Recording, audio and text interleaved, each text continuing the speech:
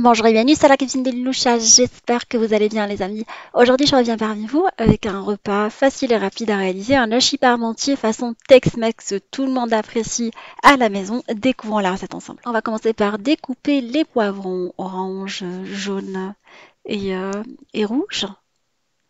On va les faire colorer avec de l'oignon qu'on va découper également finement. Alors pour cet hachis parmentier, on va rajouter et de la viande avec des poivrons pour donner cette petite touche colorée qui rappelle un peu les plats mexicains. On va mettre un petit filet d'huile d'olive. On va colorer dans un premier temps les légumes.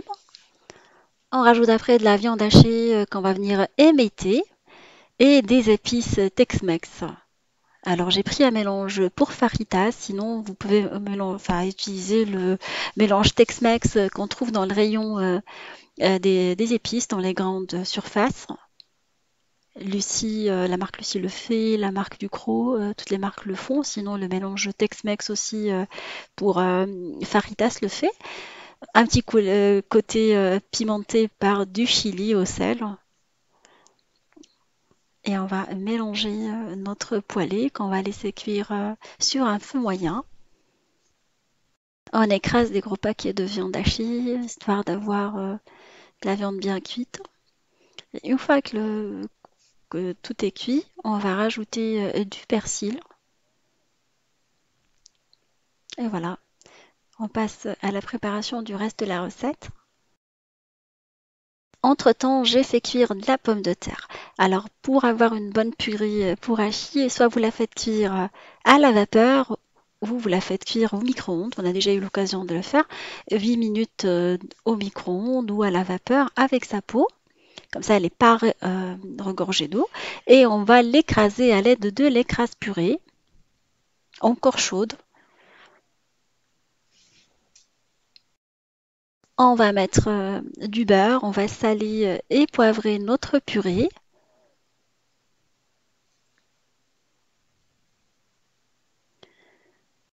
Et on continue à l'écraser pour que le beurre se mélange à l'ensemble de la purée.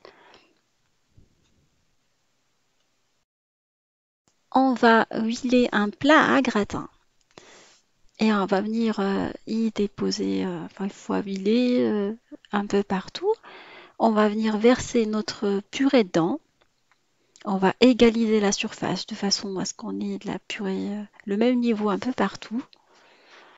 Là, j'ai quelques graines de poivre, je les fais que j'avais concassées grossièrement.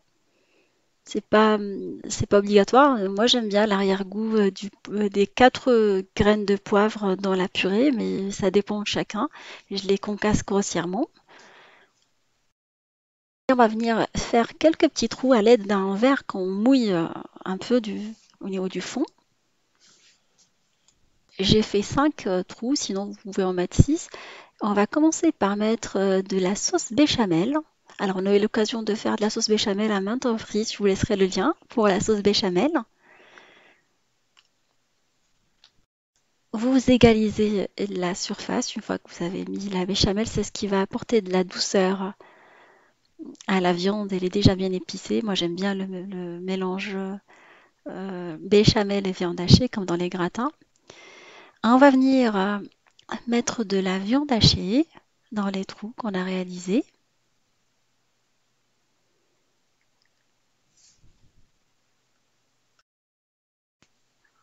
On va bien égaliser la surface également. On essaye d'enfoncer la viande dans les trous et se focaliser que sur les trous. Il ne faut pas en mettre partout. Et à l'aide de la sauce barbecue, je vais venir délimiter les petits nids qu'on a formés pour bien les marquer. En plus, je trouve que la sauce barbecue se marie très très bien avec les saveurs Tex-Mex et les poivrons.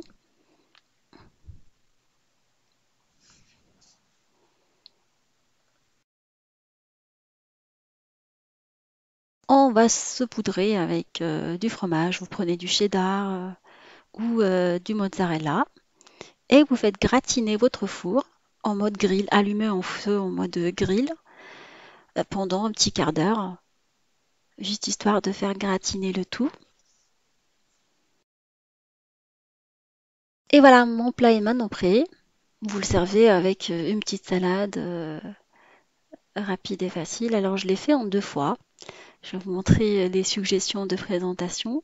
Avant de présenter le plat, je les réalise 2 fois ces derniers temps parce que à chaque fois on m'en demande à la maison. Une fois présenté avec une salade tomate et une autre fois présenté avec une salade de betterave au maïs avec de la salade verte. Voilà, ma recette est maintenant prête. J'espère qu'elle vous fera plaisir. Elle fera plaisir à vos familles. Je vous fais des gros bisous d'amour et on se retrouve sur la cuisine de Linoucha avec des nouvelles recettes, un nouveau voyage culinaire et à bientôt.